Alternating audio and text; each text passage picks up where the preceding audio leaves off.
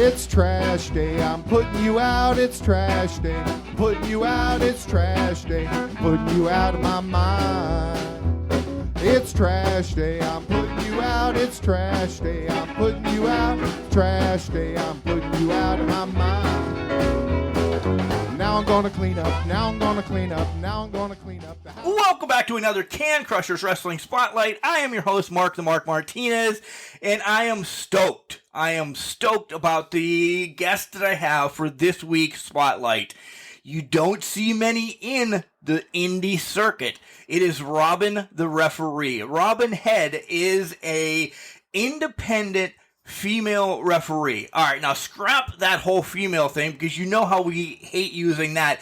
But she is a referee in the Indy Circuit. You don't see many. You see Aubrey Edwards. You see Jessica Carr. You see a couple other ones on the main brands. But holy moly, the Indy Circuit. So yeah, let's see about Robin, what she's doing, and all of that. Does she have a goal to be a professional wrestler as well? Or is she going to live and die by the sword of being a referee? Is she going to be Tommy Young? Is she going to be Earl Hebner? Maybe even way back to Teddy Long in the NWA. I don't know. I have all these questions. I got to find out more about what Robin's goals are in the business. Hopefully you see her and Aubrey doing some stuff together on AEW, or maybe Robin heads to Impact. I don't know. Maybe she takes over Jessica Carr's job too in the WWE. We'll have to find out all these questions and so much more. What makes Robin tick in the Indy Circuit? But you know first what we have to do. We have to tell you about Collar and Elbow.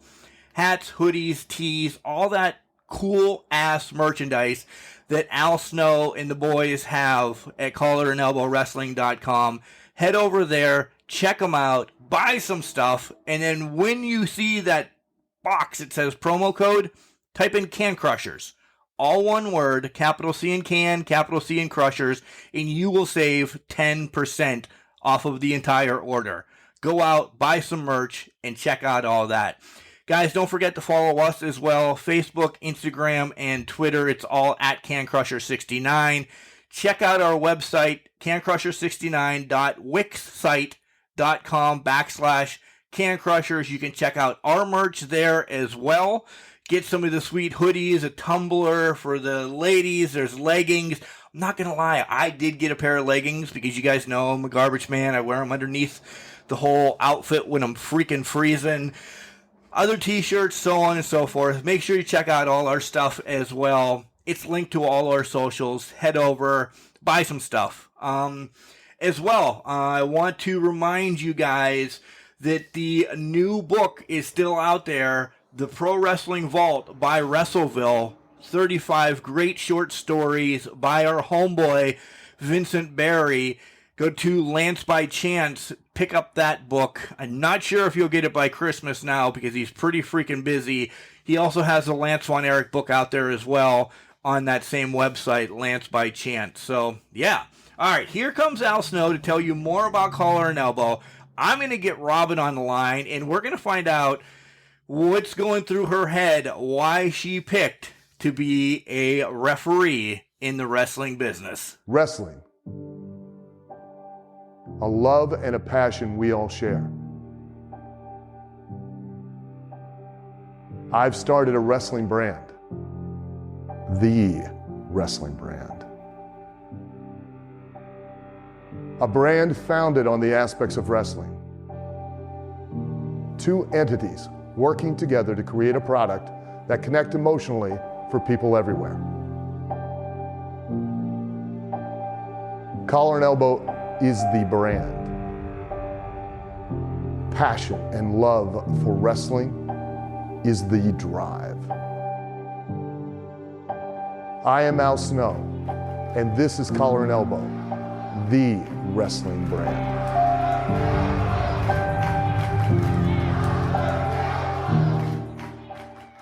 And welcome back to Can Crushers. I told you in the intro how excited I was to talk to my guest this week.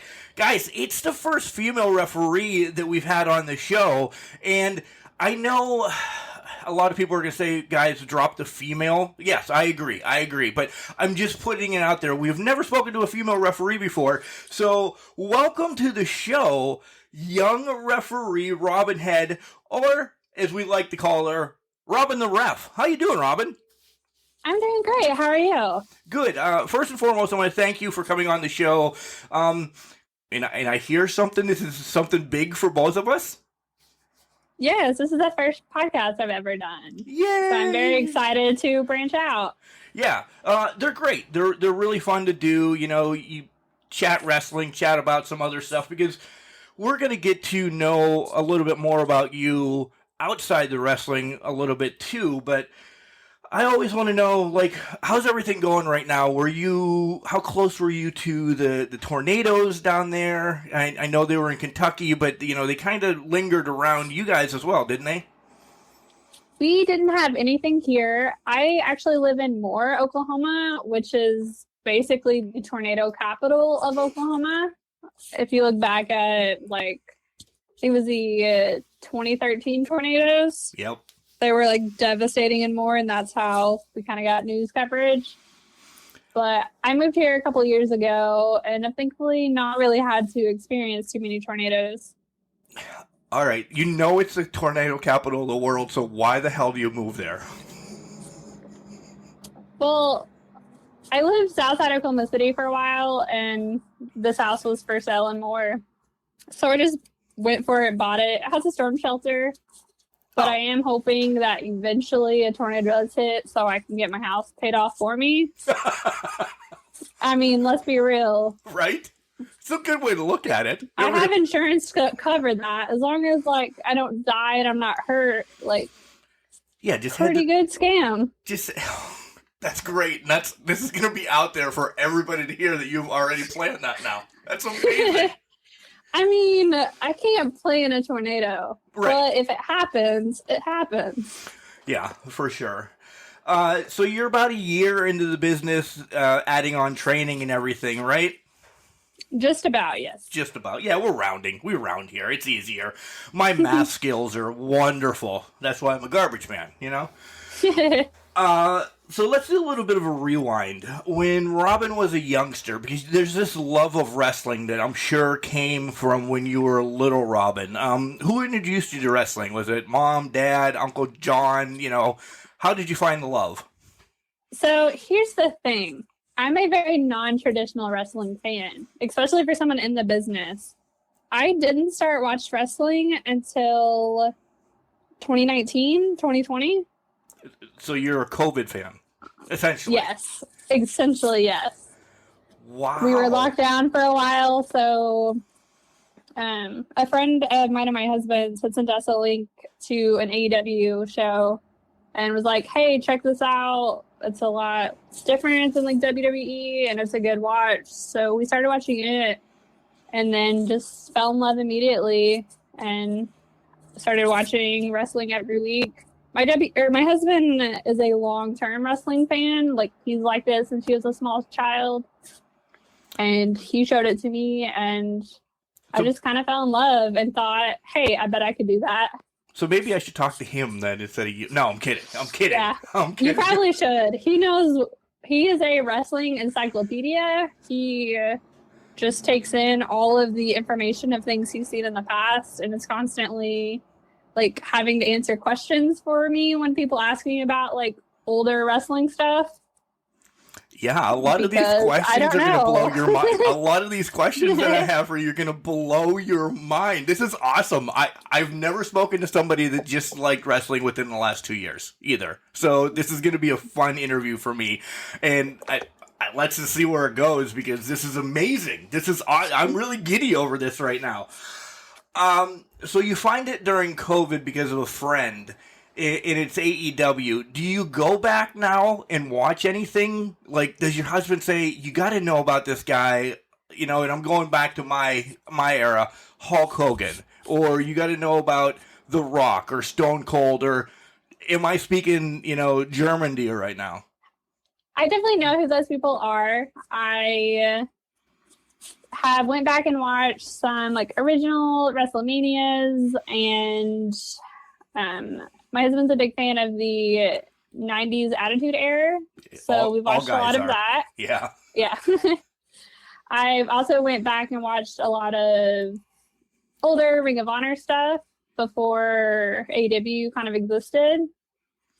At the training I go to, we have basically homework assignments where our trainer sends us a list of matches to watch. So we go back and watch different things like that. Just that kind of range from Lucha Underground to WWE, AEW, Impact, just depending on our style and what he thinks we could learn something from. Right.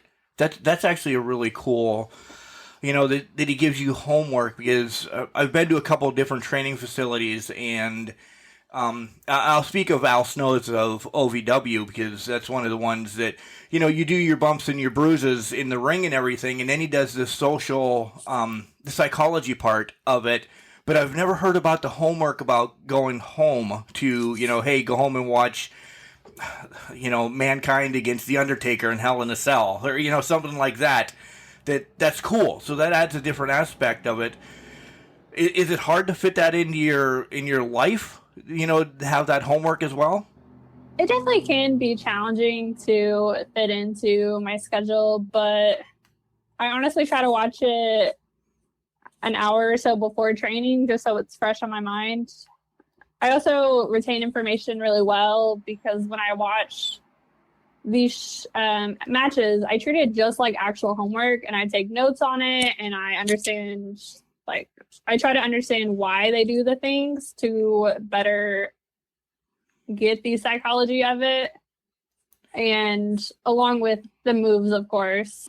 So essentially, just becoming a wrestling fan in the 2 years, in the last 2 years, you're a giant nerd now, though, for it. You really are. Literally doing homework and taking notes. You sound like a podcaster, essentially. That's what we do week in and week out to bring you wrestling recaps. So, are you still loving it going through training right now?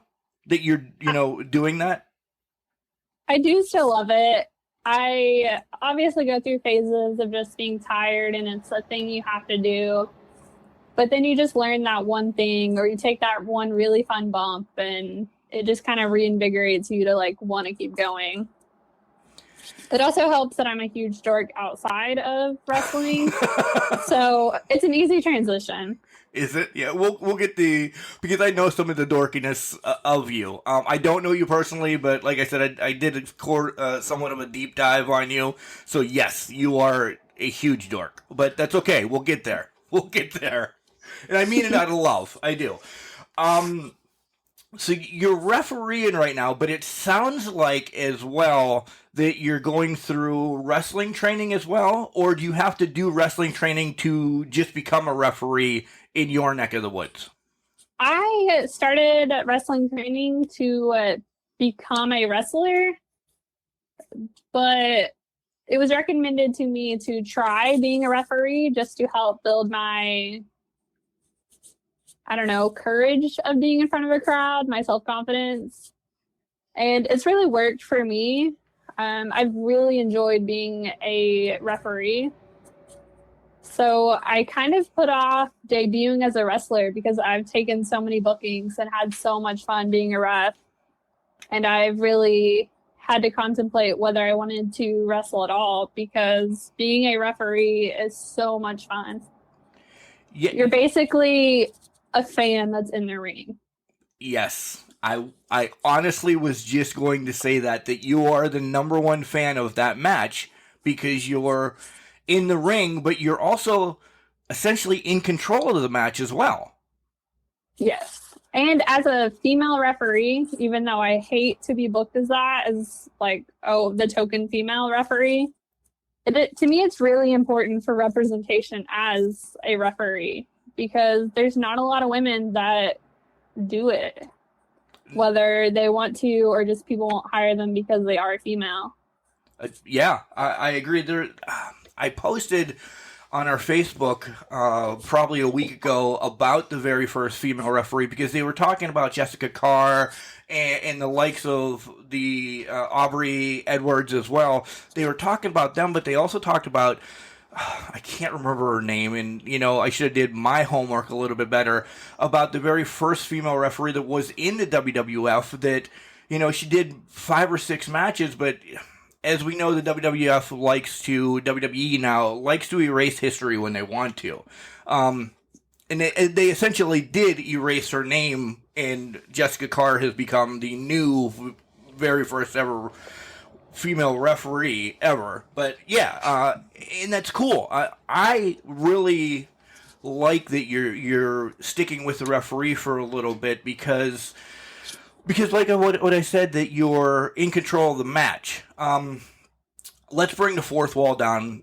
Everybody knows, wrestling and everything, and we don't have to bring it down that far, but just enough. How important is it to the wrestlers that you're in the ring with them? Because you're telling them maybe a spot that they forgot, or maybe the time or something like that. Like, you really are in control of the match, right? Yes. Referees have so many responsibilities of trying to remember the base layout of all of the matches that they have that night. Time is important. If there's any spots that the ref has to be involved in, or if we're waiting on like a run-in or something, like someone from the outside not in the match, like coming in. All of those components, along with communicating to the wrestlers if the crowd's just not into it, if they need to change up their plan of what they've got going because the crowd's just sitting on their hands. Yeah. Yeah, it's the most important job out there. I will always wave the flag for referees, because the talent is in that moment. They have, like Macho Man and Steamboat, they had everything scripted out. So, boom, this is what they were doing. If it was flat, the referee, Earl Hebner or somebody, had to say, hey, you need to do this. Because they just might be doing, they did it thousands of times. What's going over in Detroit might not go over in Oklahoma City, right? Correct. Yeah. All right, so let's get back on to you a little bit. Just finding out that it still blows my mind, Robin. I'm sorry. 2 years a wrestling fan. So who hooked you then as for some of your favorites then? Clearly, I'm guessing you're a huge AEW fan, right? I am a huge AEW fan. I definitely was a big fan of Daniel Bryan back when he was in WWE, and him and Bray Wyatt were my 2 favorites when I first started watching. And then watching AEW, I was a really big fan of Hangman Adam Page, The Dark Order.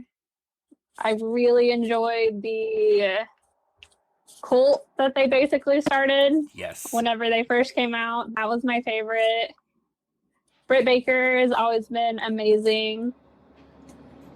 And then I became a really big fan of Thunder Rosa. And I've gotten to ref one of her matches, which is insane to me. That is. Thunder Rosa to me right now is, as much as, all right, I'm gonna talk about Britt a little bit. Literally, Britt lives 25 minutes away from, she's not, yes, she's dubbed from Pittsburgh, but she's not originally from Pittsburgh, and she'll throw me under the bus because we chat once in a while. She lives 25 minutes away from my house. So I've known Britt. I've called some of her basketball games in high school. So, yeah, Britt's always, my number one right now. But what Thunder Rosa is doing for women in professional wrestling is unbelievable. Mission Pro and everything that she does, she has moved that needle, for me at least, 100%. I said during the COVID time that women's wrestling, and I hate always saying, women's wrestling, because I'm one that it's wrestling, but the women on the wrestling cards have done more to me during COVID times than the guys. So that's another reason why I thought, hey, Robin the Ref, have her on since she's a female and how she's changing the world as well. But let's talk about you reffing the Thunder Rosa match. Where did this happen? So I had ref at a local promotion one time. I had reffed this really awesome match. I think it was Danny B and Skylar Slice, some women wrestlers here in Oklahoma. And after that match, like, everything went great, and they had both messaged me individually and was like, hey, reach out to this person. Mission Pro's coming to Tulsa, Oklahoma. You should try to get booked. So I was like, sure, like, I doubt I'm going to get hired. Like, I've only been doing this a month. Like, there's no way this is going to happen. So I reach out, and Mission Pro definitely tries to work with women as much as possible, whether it's their wrestlers, their refs, like ring crew, it's all female oriented. So I got hired, and I was the only, I think even right now, I'm the only active female referee in Oklahoma. Wow. So whenever I got the card that day, I found out I was doing the main event along with 2 or 3 other matches. Along with a friend of mine who's a male referee. We split the card. And it was important that it was a female ref, so it ended up being me. And I did a terrible job, admittedly. But it opened up more opportunities for me. And I've worked with Mission Pro since. So, guys, just to let you know, I know that card is on Title Match Network, that you can go see Robin mess up as much as you want for only $9.99 a month, because I essentially watch Mission Pro all the time when it's on. This past weekend, they just had a show, and I actually thought that I was going to see you on there. I know it was down close to San Antonio, but I thought, I wonder if she's making the trek down there this weekend to be on that card. So I don't think you did that bad. Stop it, by the way. I didn't make it to the San Antonio show. I did the Halloween show in Conroe, though. The one with, not the one with Dave LaGreca, did you? No, that was the one after in Conroe. Yeah, never mind. Yeah, it was the one before that. Yeah. Are you going to go to the next Conroe one that is in January? I'm not. I'm actually fully booked for January. Okay. I haven't had a chance to reach out to anyone to get hired. I've had so many promoters reach out to me. Which is amazing. Which is amazing and incredible, and I'm so grateful. But I didn't actually have the chance to reach out and try to find the more fun bookings I would like to take, just because I've been so blessed to just have promoters reach out to me and ask me to do their shows.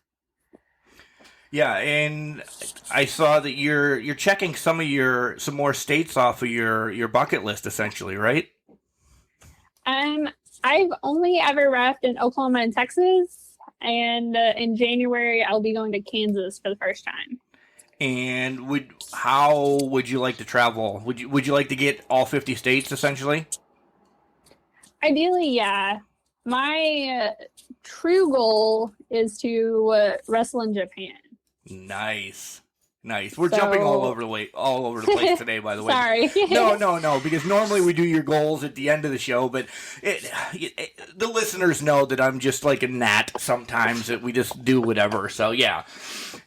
Wow, you want to wrestle in Japan against somebody? I guess we're going to do your dream match then right now. Screw it. Let's just throw that. Who's your dream match? Where, who, and what's the stipulation then? I don't have a dream match. I'm sorry to disappoint. You can lie to me and say Thunder Rosa at least. I mean, I would love to wrestle Thunder Rosa. I would love the opportunity. I would love the opportunity to wrestle in AEW on Dynamite, preferably. Right. As far as Japan, I don't know. We haven't talked about it yet, but I am a huge dork, and yes. I would love to go toy shopping in Japan.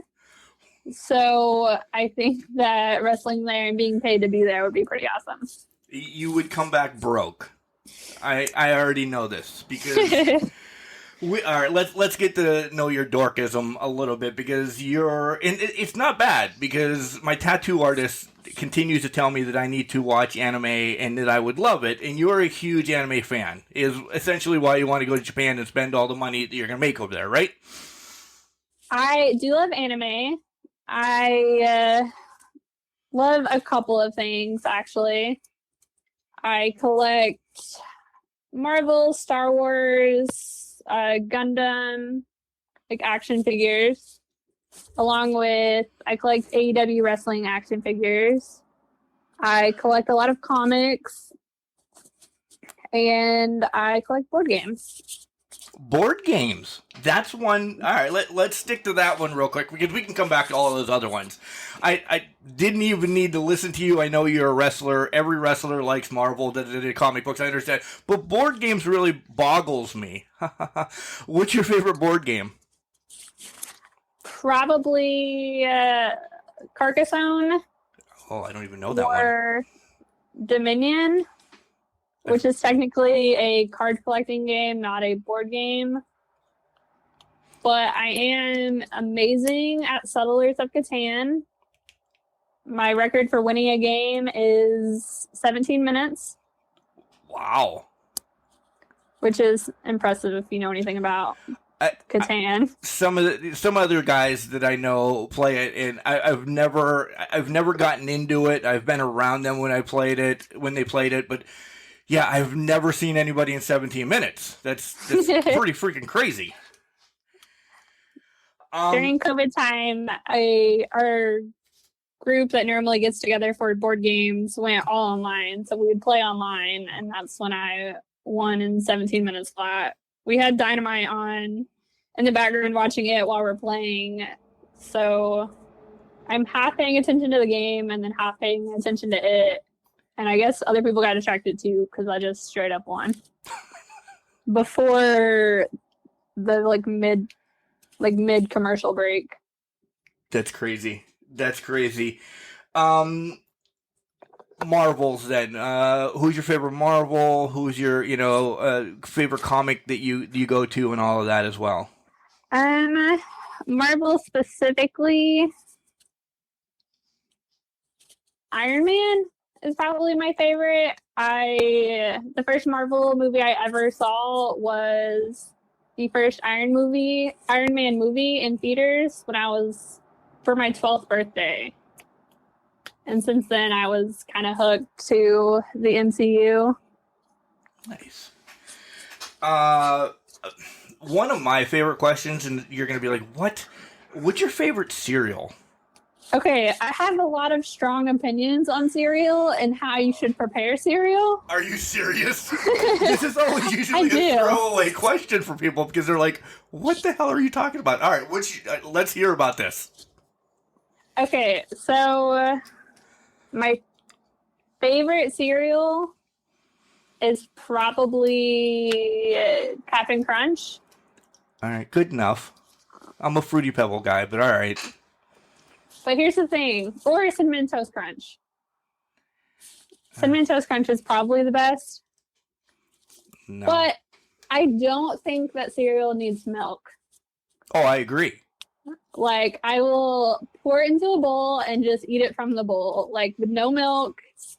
I don't want anyone coming at me saying you should at least do like almond milk or something like that. Like, no, milk's gross. I'm not going to put that and ruin my cereal. Oh, you never do milk?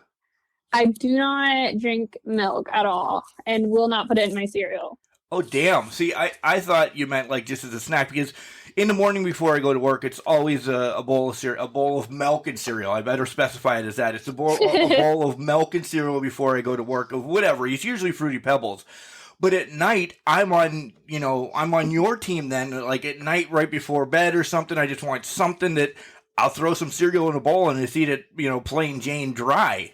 That's a snack for me. It's not really a meal at that point then. Here's an important question, though.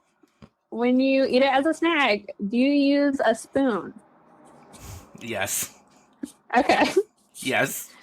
I'm not a heathen. Why? You don't use a spoon either, do you? I do use a spoon. Okay. Me and my husband, it was one of the first times back when we were dating, I came over to his house and we were watching Black Panther and he said, I'm going to go make a bowl of cereal. So he also doesn't put milk in it. And he went and got a bowl and with Cinnamon Toast Crunch in it, brought it back with a spoon and was sitting on the couch with me, and we were talking and joking, and I was like, why do you use a spoon if you don't have milk in there? And this man pauses and looks me dead in the eye and says, I thought a spoon would impress you?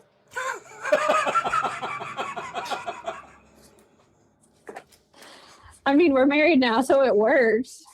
Right. So normally he just is in like a bear with his hands, just shoveling it into his mouth now? He uses a spoon when he's around me. I think whenever we're not together, it's all just straight hand. You know he's going to listen to this, so you better, you know. Was he excited that you're doing your first wrestling podcast, by the way? Yeah, he was very excited. He's been asking me all afternoon what we're going to talk about and if I have anything prepared that I want to talk about. But I was like, I'm just going to wing it. I have no idea. There's no preparation here on Can Crushers, ever. Just doing a quick 15-minute, you know, when I say a deep dive into people, it's a really stalk your Facebook, look at your Instagram, see if you had any matches or anything, and then like, oh, okay, yeah, great, whatever, cool. That's it. Whatever I could find out then is perfect, and apparently you guys are freaking serial killers, just eating it. Unbelievable. Yeah, all right. So I honestly didn't really like cereal much until like me and him got together and I realized it was okay to eat it without milk all the time. Wait, you weren't a big fan of cereal as a child? No, I've always been lactose intolerant, so I've never really enjoyed milk. So I thought that cereal wasn't very good either because everyone insists on putting milk in it. Oh my God. So you just found cereal in the last 5 years as well. Basically, I still don't eat a ton of cereal now, but I definitely enjoy it. What the hell have you been doing with your life? You don't know anything. You don't know anything about wrestling before 2019, and you just found cereal in 2014. Essentially, I'm just throwing numbers out there. You're crazy, Robin. You're crazy. Yeah, basically. Anything else? Like what kind? Now I have to ask. Do you ghost hunt? Are you big into jamming out in music when you're training or anything like that? I definitely enjoy ghost hunting. See, I don't know if I believe that it's a thing or not, but I'm open to the possibility. Just recently, probably a month ago, we went and explored a supposedly haunted abandoned cemetery. Okay, tell me more. Because one of my big things is I want to go to Alcatraz and I'm scared, so I would need somebody with me in case I get shoved by a ghost or anything. I'm a big baby. I really am. So I need, wrestlers or referees that are going to protect me. But Alcatraz is one of the places I've always wanted to go. But where did you go? We went to a small cemetery near Enid, Oklahoma, that's supposedly haunted. The people that I know that have been there have always been too scared to stay there very long. We went and we stayed probably 20, 30 minutes. And a friend of ours that was with us, her phone just completely quit working while we were there. But other than that, we didn't really see anything spooky. There's clearly some type of farm equipment that was in a farm nearby that was making loud, scary noises. So most of the time we were there was a noise very similar to an axe kind of being drug across a wooden floor. Oh, wow. But I assume it was more just the mill that was nearby than it was anything in the cemetery. See, you're trying to talk yourself out of it that you had an encounter. Yeah. I don't think it was a real encounter. Okay. I bet you it was. Your friend's phone freaking shut off. That's enough for me to go like, nope. Like, her flashlight just quit working. She has an iPhone, and the flashlight would quit working. So then she was trying to pull up her camera, and that quit working. It didn't start working again until after we had already gotten back to, like, the house that needed that we were watching the OU-OSU game at. Yeah, you had an encounter then. Stop trying to tell yourself you didn't. You legit had an encounter.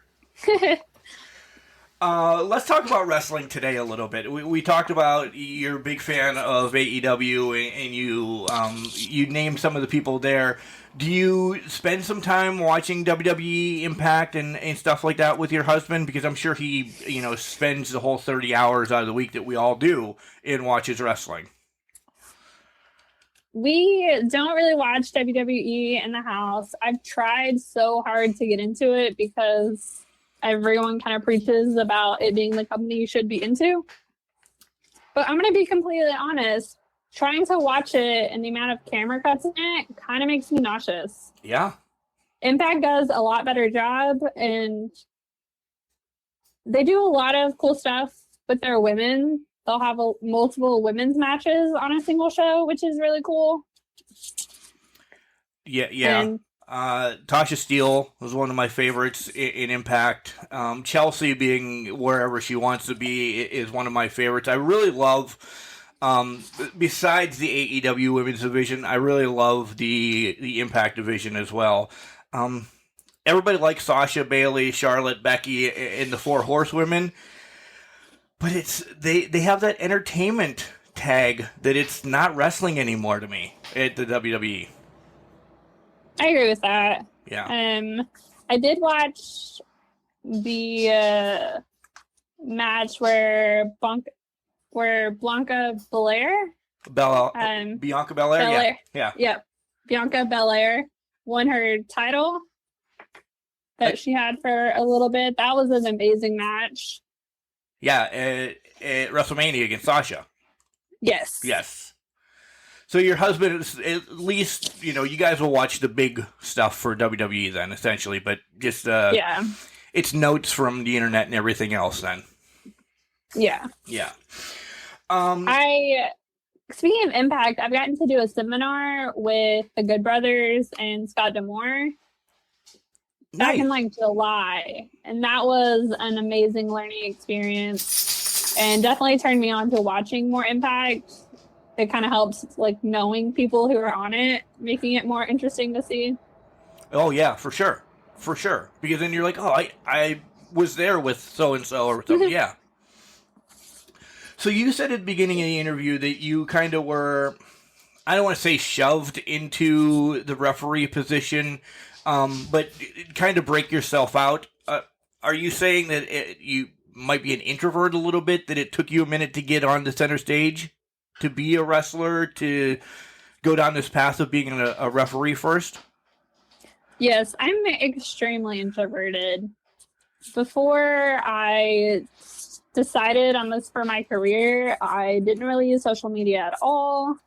I didn't really like talking to people or anything really. Even when I was a kid, I spent most of my time reading books instead of trying to interact with anyone. So stepping into wrestling out of my comfort zone, because this was something I wanted to try, I've almost transitioned into an extrovert, even though I still like plenty of alone time. And being a referee has given me the opportunity to be a part of wrestling and contribute whatever I can without having to be the center focus. Because the best referees are, you notice the best referees when you're supposed to. The rest of the time, they kind of fade into the background of the match until it's their job to take center stage and make the call. You know the business already. That's amazing. Yeah. Talk to me about your trainers, because they clearly told you that in day one, that, a ref can always be seen, but shouldn't always be seen until they have to make the big call or do something, outlandish, essentially. Who are your trainers, and was that one of the first things they told you when you said, all right, I'll do the referee thing? I've trained with so many people, honestly. JD Griffey, or Jerome Daniel Griffey, was my first actual trainer, and he's a wrestler, so he kind of trained me to be a wrestler. And the number one rule, and the first thing I learned in wrestling, was to protect your opponent. Their safety comes first, no matter what. And then number two is to protect the business, and then number three is to protect yourself. Oh, I think I misordered that. But number one thing was to protect your opponent. So then when I decided to be a ref, I was working with this ref here in Oklahoma who goes by the name Frank Lynn, or Frankie Lynn. I've heard that name, actually. And, yeah. Yeah, he, for literally nothing, just we happened to both train at the same promotion, or he worked there, I trained there, and he just was willing to give me his time to teach me how to be a ref, and he just kind of told me to be the dominant force and in enforcing the rules of a match, but the wrestlers are the true stars of the show, so just kind of do whatever they need, but act and present yourself in a way that people think you're a shoot referee. Right. Did he give you some homework to go back and watch? All right. So I'm going to use this one, and if it was cool, if not, oh well. Undertaker Mankind Hell in a Cell match. Did they say, all right, don't watch the match essentially, but watch the referee? Did he give you matches like that to just make sure you watch the referee the whole time? He didn't. He is also a really big AEW fan, so he told me to just watch Aubrey Edwards in the ring. Aubrey's amazing. Really, she can slide into a corner and you don't know that she's there, and then all of a sudden she comes bounding out like, the Incredible Hulk saving the day, right? Once you become a referee, it's really hard to watch wrestling because you're watching the refs. Just because you're trying to basically learn from and emulate what they do. So then whenever you're watching a match, they became your actual focus. So every step they take, that's basically all I watch whenever I'm trying to do ref study. Besides Aubrey, is there anybody else that you're kind of watching? Rick Knox is also really good. Yeah. He does a really good job of, especially in tag team matches, that can get really chaotic. I'll give you... I don't know a lot of refs off by name, unfortunately. No, that's okay. I feel really bad because I'm a ref. I should know those things, and then I don't. No, that's okay. You're young. You're young. I'll tell you one to actually watch, and we have a love-hate relationship, but he is the stupid referee that wears one sleeve on Impact. His name is Daniel Spencer. He's from Louisville, Kentucky. He does some stuff with OVW, but he's on Impact a lot. I'm hating myself for saying this because he listens to the podcast as well. He is a good referee. He's just a terrible human being. I'm kidding. He is somebody that if you want to contact with, to get some pointers or ask him a question or anything, he's a great guy. Give some of his, work in the ring a watch because he's a good guy. He literally wears one sleeve. He's an idiot. So I'll definitely check him out. When you're watching Impact, watch the guy that has one compression sleeve on, and that's Daniel Spencer. Random questions that I have as well. That you talked about you were training as a wrestler as well. How did that training go? I know bumps are hard. Was there any time that when you were training to do the wrestling that you're like, nope, I'm out. I love this refereeing stuff way too much more than beating my body up. Bumps can definitely be very intimidating at first, and there's definitely still some bumps I haven't taken just because I'm still kind of a baby about it. I decided on refereeing partly just because we need more female referees, but I plan to start actually wrestling in February. So I hope that my training has gone well enough that it won't be too bad. I'm definitely scared to come out as myself in front of an audience, not as a referee. So you have an alter ego inside your referee body as well then, still knocking on the door to get out. I do. I still really want to wrestle, and I think it'll be very fun. I have a luchador style gimmick that I plan to do, because especially here in the States, you don't see a lot of women wear a mask gimmick. So I really want to, I guess stand out is the word, but also bring representation into that. Nice. So you're telling me that we need to book you right after your first match to come back on to talk about how your first match went as well, being a luchador. Absolutely. Yeah. I also train with my sister, and we're hoping to be debuting a tag team gimmick as well. Oh, now see, you said something at the beginning that, you're going to be coming out as a tag team as well, but you didn't let me know it was your sister. Way to drop the bomb 3/4 of the way through the show. So how long has your sister been training? She started training about a month or so after I did. I found a company and I started training with them, and my sister had just finished her first year of college and had just gotten back from some National Guard training she was doing.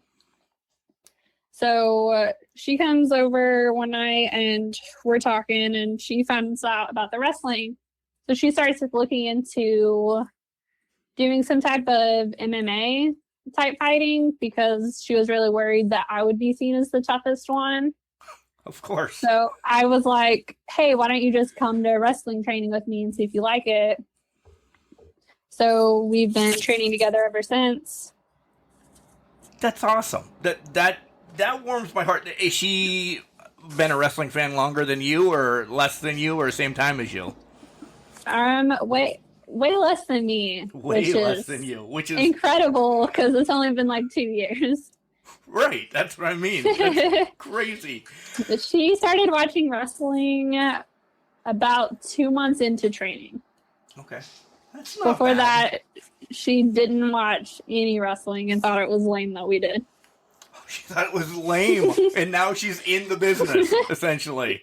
What a great sister you are, throwing her right under the bus. Where do you like to see yourself, like 5 years from now? Then would you like to? I know you haven't had your first match, but would you like to be doing both? Because the Godfather can be Papa Shango, and the Godfather all on the same show. And I just spoke, German to you again, because do you know who the Godfather is at least? I don't. Okay. Well, he's somebody that has 3 gimmicks essentially, and at times he used to be in WWE, and now he's on the Indies doing everything. But on indie shows, he'll do all 3 gimmicks at one time. He'll go out as the Godfather, which, if you don't know, he's a pimp. I'll put it that way. And then he comes back as this like medicine man, Papa Shango, and then he's somebody else. He does that on all the cards anymore. So would you be willing to wrestle and referee on the same card once everything, pans out? I am planning to do that next year. Oh, you are in 2022? Yeah, in 2022, I'll be both refereeing and wrestling. Nice. With with two different companies, I've already set up my debut as a wrestler and referee. So on those shows, at least two shows I have booked in January and February, I'll be wrestling and refereeing. And then going forward from that, I plan to keep doing both, especially while on the indies, because honestly, it's really hard being a female wrestler on the indies, because there's a good percentage of the time where you just don't have an opponent. Yeah. You either don't have an opponent, or your match is going to be a trios match because they booked 3 women, like with the hope that at least 2 of them will show up. Yeah, that happens across the nation, Robin. I'm sorry to tell you that. It really does. Unless they're IWC in Pittsburgh is one, they're homegrown. They have kind of their own training facility and everything, so they know who is going to be there. But if you go to these other indies that are like spot shows here and there, you're right. You know, I'll book 5 women, and 4 of them canceled. Oh shit! Now what do I do? And I don't. How are you on intergender matches? Would you want to do intergender matches? I would definitely be interested in doing intergender matches. I think that there's a lot of opportunities for storytelling in those matches. But I also wouldn't want to be locked in the box of that's the only option. So for me, as also being a referee, if I don't have an opponent, they can just pay me to ref that night. Right. Double dipping. You're smart. You really understand this business already. Who was it, your trainers that fed you some of this information to double dip? Or did you come up with this like kind of by yourself? I came up with this on my own, especially while wanting to do a mask gimmick. I can come out twice that night and the fans aren't going to know who I am. Right. At least the everyday fans who are just coming to a random show versus someone who follows me on social media. Yeah, the marks that are going to know you in and out because you wear the same boots or something. Yeah, that's going to look that deep into you.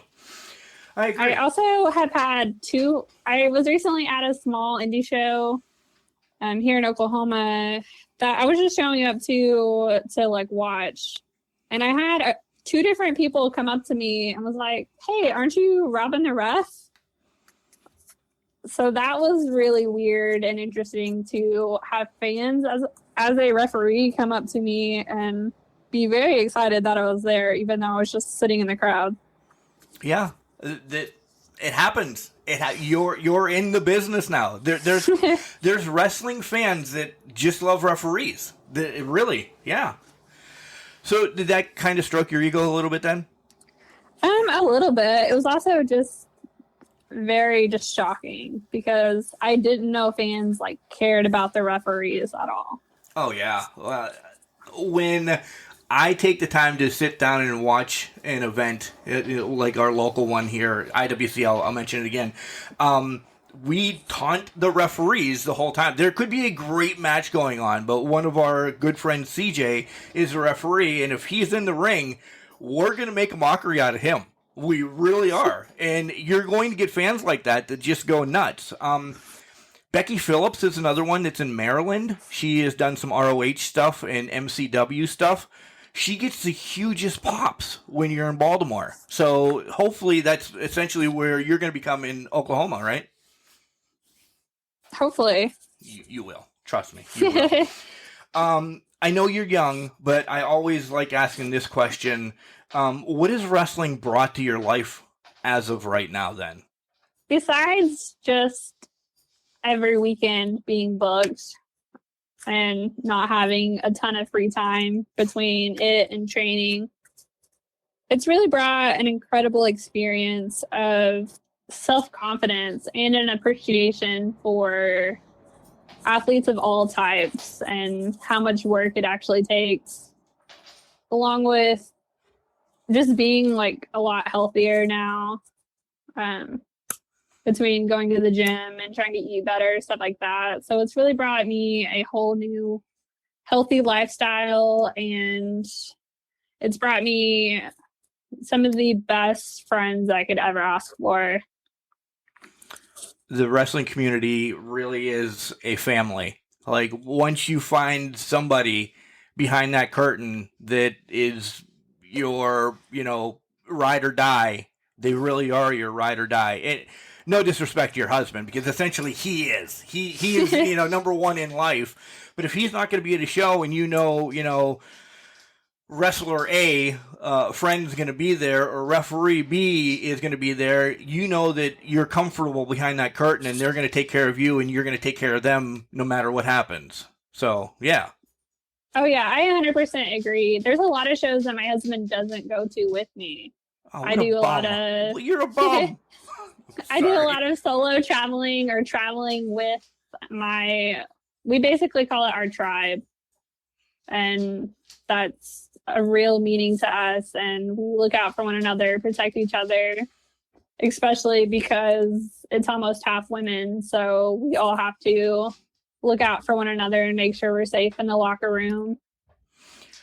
This is a rough one, being so young into the business, but do you see a stigmatism in the locker rooms that if you could, get rid of, that you would completely, get rid of, have it be that, oh, you're a female referee, what the hell are you going to do in the match, or anything, any stigmatism, essentially, across the board that kind of still goats you a little bit?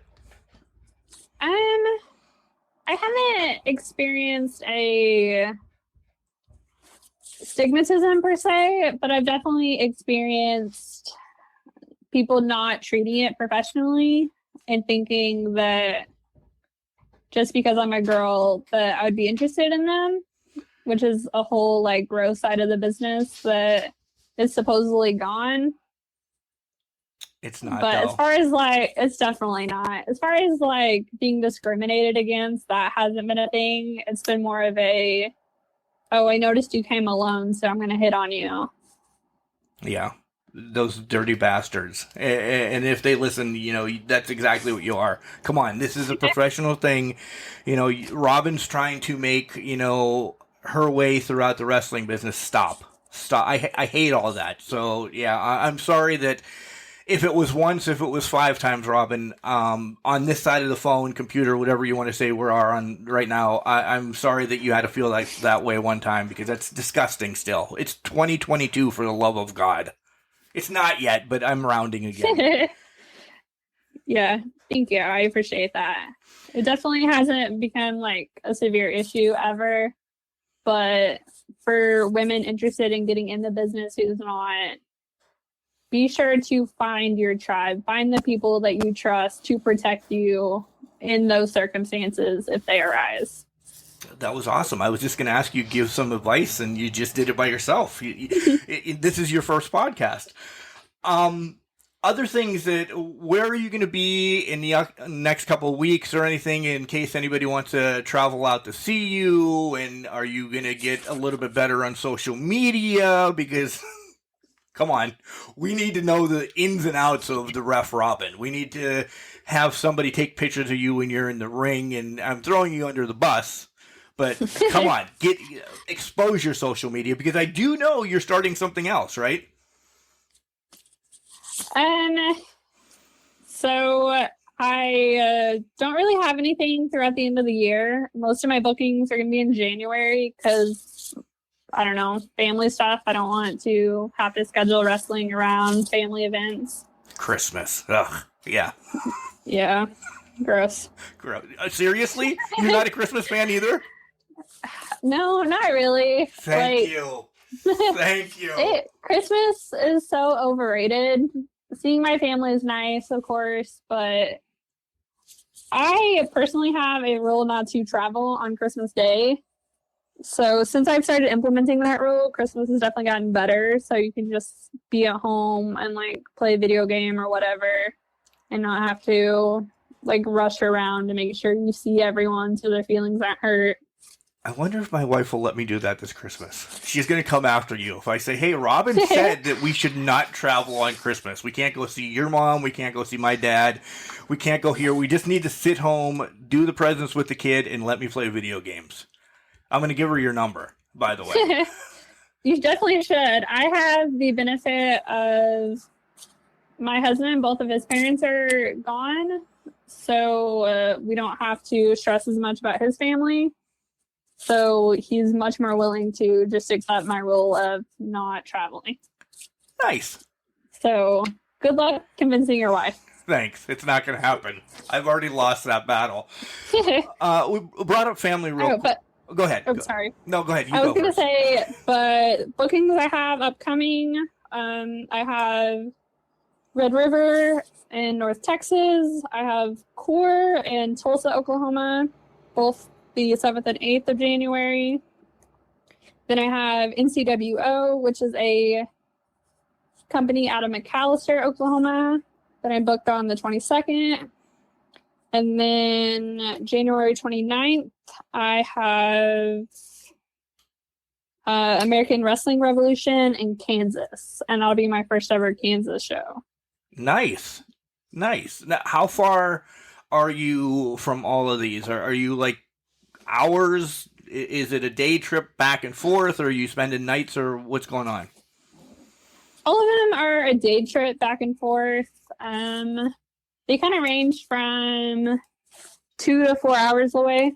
So not bad at all. Yeah, it's not terrible. You say you ride with, the other question is going to hold off for a second. You say you ride with your tribe. Any stories about riding with your tribe? Because that's one of the best things in wrestling are those road stories. Do you have any of those yet, being so young into the business? Nothing insane, really. It's usually a pretty straightforward trip for us. A lot of just staring out the window, kind of bored. Okay, good. There's so many things I could bring up, like Hacksaw Jim Duggan and the Iron Sheik. Your husband will get that reference. That one guy was a face, one guy's a heel, and they were caught in the 80s smoking dope. And you don't have heels and faces riding together. Back then you didn't. Essentially, car rides are car rides anymore. But they got busted smoking marijuana, so that blew up wrestling within itself. So I said that, didn't I break the kayfabe story? Yep. And kind of opened up the business to scrutiny. Yeah. See? History lessons today here on Can Crushers. The other question that I said that I was going to ask is, family very supportive of you? I mean, I know your sister's doing this as well, but husband's good. Everybody's very supportive of you getting into the business? Yes, everyone has been extremely supportive. My grandma used to, whenever she was younger, owned a basically like a seamstress type shop. So she's been extremely supportive, making me and Becky gear. And we've been very lucky to be so supported by everyone. That's awesome. Grandma's making your gear. I love it. I love it. She's done such a great job. She's made gear for both of my gimmicks and Becky's, or my sister Becky's as well. That's amazing within itself. You win having Grandma do that. That's got to mean so much to you as well then, right? Yeah, I am so excited to get to showcase the things that she's made for us, because she spent so many hours just doing this just out of the love of her heart. Yeah. This is a time that I'll give you to, tell everybody where to follow you on your social medias, and, so they can follow Robin the Ref and see what you're going to be doing in the upcoming future, and, follow your ride in wrestling as well. So if you want to spat those off. You can follow me on Instagram at robin.the.ref. You can find me at Robin the Ref on Facebook.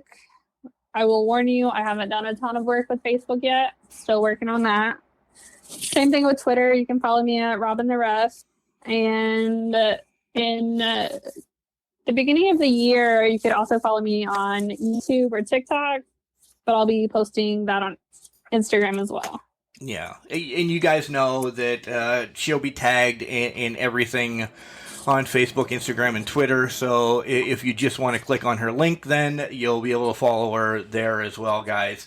Robin, before I let you go, you posted something a while ago, and it was when you started refereeing, saying that, you know, you're doing a good job, you're doing great, but you're not even the best ref in your house. So what's up with that? I saw this cute little animal that's dressed up and clearly a better referee than you.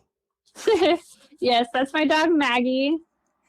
I ordered a referee shirt off of Amazon, and it came in a child size small instead of an adult small. So I went ahead and put it on her and decided to take a full photo shoot with her that I haven't released yet. The one wins though, because she's adorable and just looks like she's the boss. I have her, and I have another dog named Rusty that I'll be posting pictures of soon. But he's going to be dressed as an old WWF referee in like the blue collared shirt and the bow tie. Nice.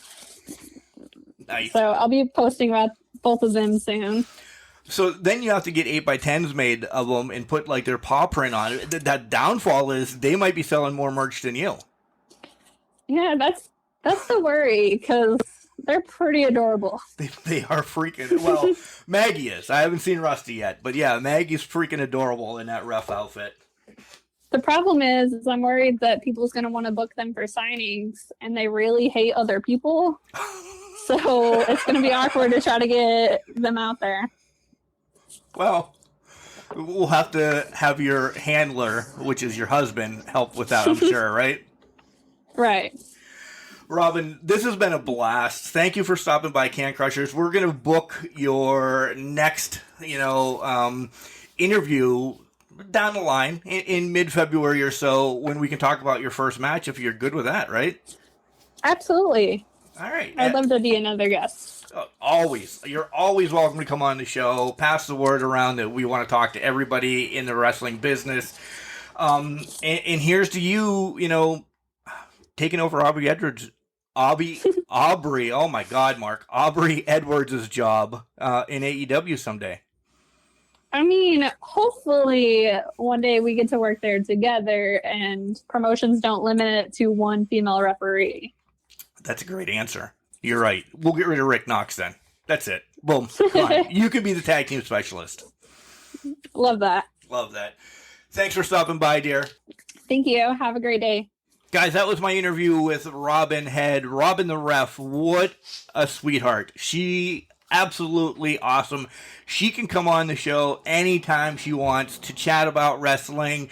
And hopefully next time she brings her husband, because that's, I think, who I want to talk to in that relationship. I probably mentioned some people in the intro that, I'm sorry, Robin, that you have no clue who they are. I'm just bringing out some referee names saying, I want to know if Robin, who Teddy Long is, or so on and so forth like that. But hey, 2 years into the business, 1 year into the business, 2 years as a wrestling fan, and she's already making headway. She's booked pretty much until the end of February, doing shows all over her area. That's awesome. That's awesome. I'm glad she got to work with Thunder Rosa. That was a great story. I hope to see her more on Mission Pro Wrestling that we can watch on the Title Match Network up here in our neck of the woods in Pennsylvania. But maybe that's a trip that I need to make. Maybe I head to Oklahoma or Kansas or Texas. Or if I'm going to Texas, I have to go see my homeboy Vincent Barry. But I also have to see some Mission Pro, and maybe Robin will be on the show. So yeah, what a great interview. I'm glad that she's also going to double dip. I like that. She'll wrestle and then boom, change and then be a referee. Good idea. Robin, running this business already, only being in it about a year, and then setting up a tag team with her sister. The greatest story, though, from this podcast is that Grandma is making the gear. Guys, if you listen to Can Crushers for the years that we've been on, you know that I'm that guy. You know, that just melts my heart that Grandma is so invested making the gear for her and her sister. So when they reveal the tag team, that's pretty awesome. Guys, follow Robin. Watch her journey as she blows up and continues to take over this business, because these are people that we need in the business more and more. She's got a great head on her shoulder. And it's her first podcast again. Way to go, Mark. Just reaching out, grabbing people. Yeah. I don't believe I gave props to Daniel Spencer in this. This is unbelievable. Don't listen to his podcast, Ringside Podcast, either, because it's garbage. No. Great guy. Again, Robin, it's Daniel Spencer. If you need to check him out, he's a good guy. He looks like an idiot on Impact Wrestling. So, yeah. Another great interview here, guys. Don't forget, you can find us everywhere I said. Instagram, Facebook, Twitter. It's all at CanCrusher69. If you're talent and you'd love to be on the show, reach out to us on one of those social medias or send us an email at cancrusher69@gmail.com. We'll set something up. Come on, spotlight your career, talk wrestling with me, dive in. Maybe we can talk about some more stuff in the 90s or 80s, and maybe next time Robin comes back on, she's watched some more wrestling and we can find out who the Godfather is. No, I'm sorry, Robin. Again, thank you very much for coming on, Robin. It was great. Guys, remember, just because you're trash, it doesn't mean you can't do great things. It's called a garbage can, not a garbage cannot.